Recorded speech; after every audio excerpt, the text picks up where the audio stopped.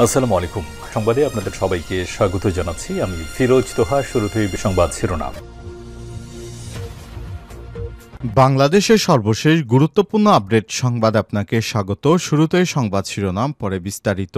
শুরুতেই জানাবো, যমুনায় যেতে পুলিশের বাধা, সড়কে শুয়ে পড়ছেন শিক্ষকরা। প্রধান উপদেষ্টার বাসভবন যমুনার দিকে পদযাত্রার সময় প্রতিবন্ধী বিদ্যালয়ের শিক্ষকদের বাধা দিয়েছে পুলিশ। বাধার মুখে শিক্ষকরা রাস্তায় শুয়ে পড়ে। এ সময় তারা কাফনের কাপড় গায়ে মুড়িয়ে নেন। ফলে সড়কে যান চলাচল বন্ধ হয়ে গেছে। আজ বুধবার 12 মার্চ রাজধানীর প্রেস ক্লাব সংলগ্ন কদম ফোয়ারা মোড়ে এই ঘটনা ঘটে। এরপর জানাবো, জয় দিন পত্রিকা ডিক্লারেশন বাতিল। প্রকাশের ক্ষেত্রে নিয়ম লঙ্ঘনের অভিযোগে দৈনিক জয় দিন পত্রিকা ডিক্লারেশন বাতিল করেছে সরকার। পত্রিকাটির সম্পাদক শফিক রেহমানের আবেদনের পরিপ্রেক্ষিতে সরকার এই সিদ্ধান্ত গ্রহণ করেছে। আজ ঢাকা জেলা ম্যাজিস্ট্রেট ও জেলা প্রশাসক তানভীর আহমেদের সই করা অফিস আদেশে তথ্য জানানো হয়েছে। এদিকে আশ্রিতাকে ধর্ষণ চেষ্টার কারণেই খুন হন রাজধানীর হাবিবুল্লাহ বাহারের উপাধ্যক্ষ, বলছে পুলিশ। আশ্রিতাকে ধর্ষণ চেষ্টার কারণেই খুন হন হাবিবুল্লাহ বাহার কলেজের সাবেক উপাধ্যক্ষ মোহাম্মদ সাইফুর রহমান ভূঁইয়া। বুধবার 12 মার্চ সংবাদ সম্মেলনে সব তথ্য জানিয়েছে ডিএমপির উত্তরাজনের ডিসি মোহাম্মদ মুহিদুল ইসলাম। এবারে জানাবো, রিয়াজ হত্যা, পলকসহ 2 ঢাবি ছাত্রলীগ নেতা রিমান্ডে। বৈষম্যবিরোধী ছাত্র আন্দোলন চলাকালে রাজধানীর ধানমন্ডি থানা এলাকায় রিয়াজ নামে এক ব্যক্তিকে গুলি করে হত্যার অভিযোগে করা মামলায় সাবেক আইসিটি প্রতিমন্ত্রী জোনায়েদ আহমেদ পলকের 3 দিনের রিমান্ড মঞ্জুর করেছে আদালত। এদিকে কামরঙ্গীর চরে কিশোরীকে সংঘবদ্ধ ধর্ষণ, 3 জনের যাবজ্জীবন, 2 জনের 10 বছরের কারাদণ্ড। রাজধানীর কামরাঙ্গীর চরে কিশোরীকে সংঘবদ্ধ ধর্ষণের ঘটনায় 3 জনকে যাবজ্জীবন কারাদণ্ড দিয়েছে ট্রাইব্যুনাল। সে সঙ্গে তাদের 1 লক্ষ টাকা করে জরিমানা অনাদায়ে আরও 1 বছরের বিনাশ্রম কারাদণ্ড দেওয়া হয়েছে। এছাড়াও মামলার 2 শিশুকে 10 বছরের কারাদণ্ড এবং 1 লক্ষ টাকা করে অনাদায়ে আরও 1 বছরের বিনাশ্রম কারাদণ্ড দেয়া হয়েছে। এবং সর্বশেষ জানাবো, চিত্রনায়িকা পরীমনির সাবেক স্বামী সৌরভ গ্রেপ্তার। চিত্রনায়িকা পরীমনির সাবেক স্বামী ফেরদৌস কবির সৌরভ 29কে গ্রেপ্তার করেছে ডিবি পুলিশ। আজ রাজধানীর বসুন্ধরা রেসিডেন্সিয়াল এলাকা থেকে তাকে গ্রেপ্তার করা হয়। জানা গেছে, গ্রেপ্তারকৃত সৌরভ যশোর কেশবপুর পৌরসভার আওয়ামী লীগ নেতা মেয়র রফিকুল ইসলামের সহচর। তিনি সাবেক এমপি শাহিন চাকলাদার গ্রুপের লোক ছিলেন। পরীমনির সঙ্গে 2012 সালের 28 এপ্রিল দেনমোহর ধার্য ছিল 1 লক্ষ টাকা। তিনি বিয়ের 2 বছর পর তাদের মধ্যে দূরত্ব সৃষ্টি হয়। প্রিয় দর্শক, এতক্ষণ শুনছিলেন সংবাদ শিরোনাম, এবারে বিস্তারিত।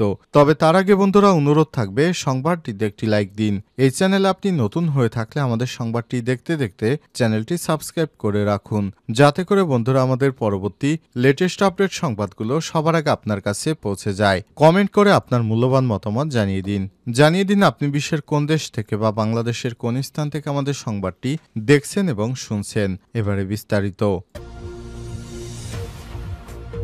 যমুনায় যেতে পুলিশের বাধা, সড়কে শুয়ে পড়ছেন শিক্ষকরা। প্রধান উপদেষ্টার বাসভবন যমুনার দিকে পদযাত্রার সময় প্রতিবন্ধী বিদ্যালয়ের শিক্ষকদের বাধা দিয়েছে পুলিশ। বাধার মুখে শিক্ষকরা রাস্তায় অবস্থান নিয়ে কাফনের কাপড় মুড়িয়ে শুয়ে পড়েন। ফলে সড়কে যান চলাচল বন্ধ হয়ে গেছে। বুধবার 12 মার্চ দুপুরে রাজধানীর প্রেস ক্লাবে সংলগ্ন কদম ফোয়ারা মোড়ে এই ঘটনা ঘটে। প্রতিবন্ধী অটিস্টিক বিশেষ বিদ্যালয়ের স্বীকৃতি, এমপিওভুক্তকরণের দাবিসহ 5 দফা দাবি আদায়ের লক্ষ্যে শিক্ষকরা দীর্ঘদিন ধরে জাতীয় প্রেস ক্লাবের সামনে অবস্থান করছিলেন। এক পর্যায়ে তারা প্রধান উপদেষ্টার বাসভবন যমুনার দিকে পদযাত্রা শুরু করলে পুলিশ তাদের বাধা দেয়। দুপুর 12টার দিকে বাংলাদেশ প্রতিবন্ধী বিদ্যালয় সমন্বয়ক পরিষদের ব্যানারে শিক্ষকরা পদযাত্রার প্রস্তুতি নেন, কিন্তু শুরু থেকে পুলিশ তাদের আটকে দেয়। কিন্তু কিছুটা এগিয়ে কদম ফোয়ারা মোড়ে পৌঁছালে পুলিশের কড়া অবস্থান নিয়ে মানববন্ধন তৈরি করে। এতে বিক্ষুব্ধ শিক্ষকরা সেখানে সেখানেই বসে পড়েন, কেউ শুয়ে পড়েন। পরে ঘটনাস্থলে পুলিশের জলকামান আনা হয়। শিক্ষকরা সড়কে অবস্থানের ফলে পল্টন থেকে প্রেস ক্লাব হয়ে হাইকোর্টের দিকে যাওয়ার রাস্তা এবং মৎস্য ভবন থেকে শিক্ষা ভবনের দিকে আসার পথ বন্ধ হয়ে গেছে। এতে যাত্রীদের দুর্ভোগে পড়তে হয়। পরিস্থিতি সামাল দিতে পুলিশ পল্টন এলাকা কদম ফোয়ারা থেকে গাড়িগুলো প্রেস ক্লাবের সামনে ইউটার্ন দিয়ে পুনরায় পল্টনের দিকে পাঠায়। একইভাবে মৎস্য ভবন থেকে আসা যানবাহনগুলোর জন্য বিকল্প পথ তৈরি করা হয়। এতে সড়কে তীব্র যানজটের সৃষ্টি হয়েছে। শিক্ষকদের দাবিগুলো হলো: ১. সব বিশেষ বিদ্যালয়ে প্রতিবন্ধী বান্ধব অবকাঠামো নিশ্চিত করা, বিশেষ শিক্ষার্থীদের জন্য ন্যূনতম ৩,০০০ টাকা শিক্ষা ভাতা চালু করা, শিক্ষার্থীদের মিড ডে মিল, শিক্ষা উপকরণ, খেলাধুলার সরঞ্জাম ও থেরাপি সেন্টার বাস্তবায়ন করা, ছাত্রছাত্রীদের জন্য ভোকেশনাল শিক্ষা কার্যক্রম চালু করে কর্মসংস্থান ও পুনর্বাসন নিশ্চিত করা।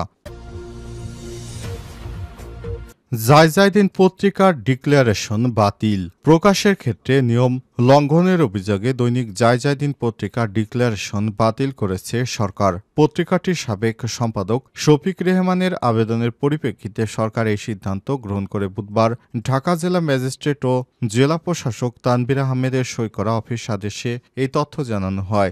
অফিস আদেশ অনুযায়ী দৈনিক জায়জায়দিন পত্রিকাটি প্রকাশের যে অনুমোদিত প্রেস রয়েছে সেখান থেকে ছাপা হচ্ছে না, কিন্তু প্রিন্টার্স লাইনে মিথ্যা তথ্য দেয়া হচ্ছে মর্মে শফিক রেহমান অভিযোগ জানিয়েছেন। এর পরিপ্রেক্ষিতে কারণ দর্শানোর নোটিশ দেওয়া সহ প্রয়োজনীয় সব ব্যবস্থা নেওয়ার পর এবং অভিযোগের সত্যতা পায় পত্রিকাটি মুদ্রণের ডিক্লারেশন বা ঘোষণাপত্র বাতিল করা হয়েছে। দৈনিক জায়জায়দিন পত্রিকা প্রকাশের ছাপাখানা ও প্রকাশনা ঘোষণা নিবন্ধনীকরণ আইন ১৯৭৩-এর ১০ ধারা লঙ্ঘন করা হয়েছে। এই কারণে দৈনিক জায়জায়দিন পত্রিকার প্রকাশক ও মুদ্রাকর সাইদ হোসেন চৌধুরীর নামে এই ঘোষণাপত্র ছিল তা বাতিল করা হয়েছে।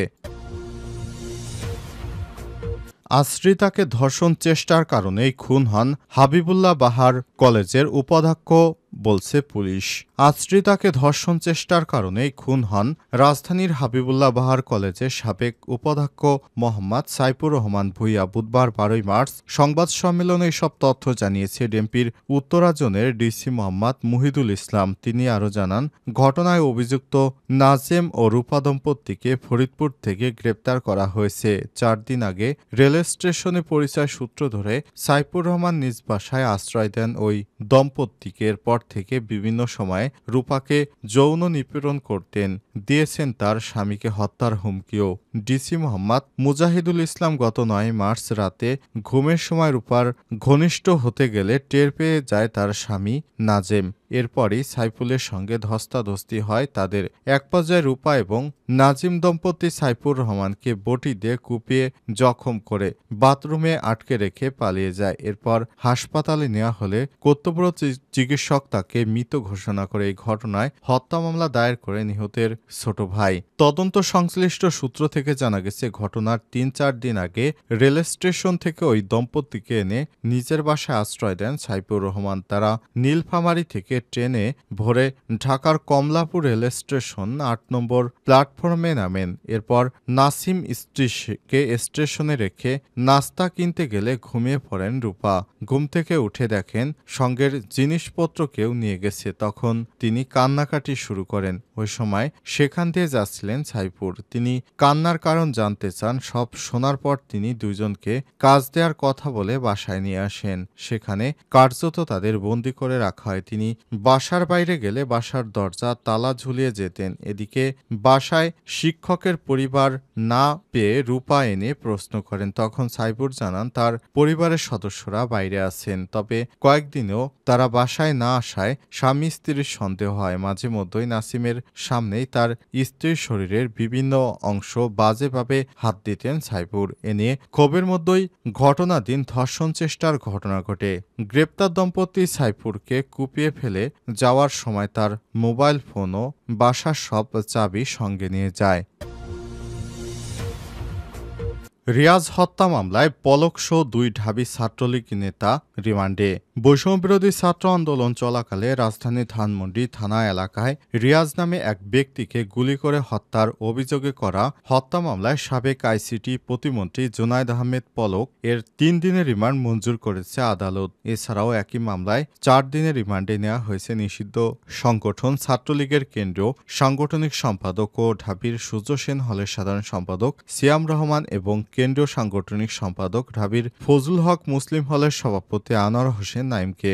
আজ বুধবার কারাগার থেকে তাদের ঢাকার চিফ মেট্রোপলিটন ম্যাজিস্ট্রেট আদালতে হাজির করে পুলিশ। এরপর মামলার তদন্ত কর্মকর্তা আসামিদের প্রত্যেকের 5 দিন করে রিমান্ডে নেওয়ার আবেদন করেন। শুনানি শেষে ঢাকার মেট্রোপলিটন ম্যাজিস্ট্রেট আদালতের হুসাইন মোহাম্মদ জুনাইদ রিমান্ডের আদেশ দেন। মামলার অভিযোগ থেকে জানা গেছে, গত 4 আগস্ট ধানমন্ডি থানাধীন এলাকায় বৈষম্যবিরোধী ছাত্র আন্দোলনের অংশ নেওয়া ভুক্তভোগী রিয়াজ এ সময় পুলিশ ও আওয়ামী লীগের নেতাকর্মীদের গুলিতে নিহত হন তিনি। এই ঘটনায় 10 সেপ্টেম্বর ধানমন্ডি থানায় মামলা দায়ের করেন নিহতের মা সাফিয়া বেগম। গত 14 আগস্ট খিলক্ষেতের থানাধীন নিকুঞ্জ আবাসিক এলাকা থেকে আত্মগোপনে থাকা অবস্থায় সাবেক তথ্য প্রযুক্তি প্রতিমন্ত্রী জুনায়েদ আহমেদ পলক গ্রেপ্তার হন। গত 18 ডিসেম্বর কেন্দ্রীয় ছাত্রলীগ নেতা সিয়ামকে রাজধানীর আদাবর এবং নাইমকে গাজীপুরের শ্রীপুর থেকে গ্রেপ্তার করে পুলিশ।